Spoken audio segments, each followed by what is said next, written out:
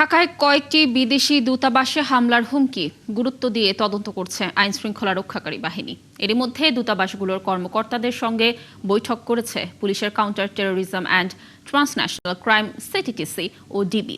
সকালে ডিএমপির মিডিয়া সেন্টারে সংবাদ সম্মেলনে ডিবি প্রধান বলেন, ইমেইলে পাঠানো এসব বার্তা স্ক্যামও হতে পারে, তবে গোয়েন্দাদের দাবি দেশের ভাবমূর্তি নষ্টের চেষ্টা করছে একটি গোষ্ঠী। মহিম মিজানের রিপোর্ট। ঢাকার কূটনৈতিক পাড়ায় হঠাৎ বাড়তি সতর্কতা। জাপান, চীন, তুরস্ক ও পাকিস্তান দূতাবাসে ইমেইলে দেয়া হয়েছে হামলার হুমকি। এরপর বিষয়টি বাংলাদেশ পুলিশের সংশ্লিষ্ট ইউনিটকে জানায় দূতাবাস কর্তৃপক্ষ। বারিধারায় চীন ও জাপানি দূতাবাসে বৈঠক করেন পুলিশ কর্মকর্তারা।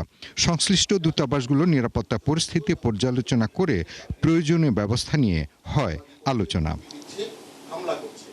হামলার হুমকিটি গুরুত্ব দিয়ে তদন্তের দায়িত্ব দেওয়া হয়েছে ডিএমপির বিশেষায়িত ইউনিট সিটিটিসিকে।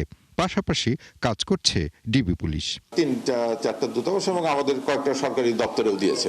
এটা নিয়ে আমরা কাজ করতেছি, দেখা যাক। আমরা ইনশাল্লাহ আমরা তো আপনাদেরকে আশ্বস্ত করেছি যে কোনো ঘটনা ঘটলে এটা আমরা অত্যন্ত গুরুত্বের সঙ্গে দেখি এবং আমরা আশাবাদী যে এটাও আমরা উদ্ঘাটন করব। এর নেপথ্যে যারা আছে তাদেরকে আমরা আইনের আওতায় নিয়ে আসতে পারবো। সংবাদ সম্মেলনে ডিএমপির এই অতিরিক্ত কমিশনার জানান, এইসব ইমেল বার্তায় সরাসরি জঙ্গি বা সন্ত্রাসী হামলার সুনির্দিষ্ট কোনো তথ্য নেই। পরিকল্পিতভাবে আতঙ্ক সৃষ্টি অথবা কোনো মহলকে বিভ্রান্ত করার উদ্দেশ্যেই এটি হতে পারে।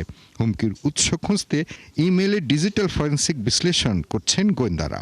আমার ধারণা যে শত্রুতাবশত পাশাপাশি দেশের ইমেজকে নষ্ট করার জন্য আমাদের যে রাষ্ট্রদূতগণ আছেন বা বিভিন্ন এমবেসি আছে, তারা তো আমাদের তাদেরকে আসলে কিছুটা ভীত সশস্ত্র করার জন্য, এটা আমি বলবো যে এটা দেশবিরোধী একটা অপতৎপরতা।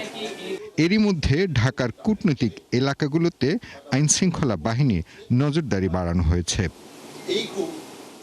মহিম মিজান, ৭১, ঢাকা।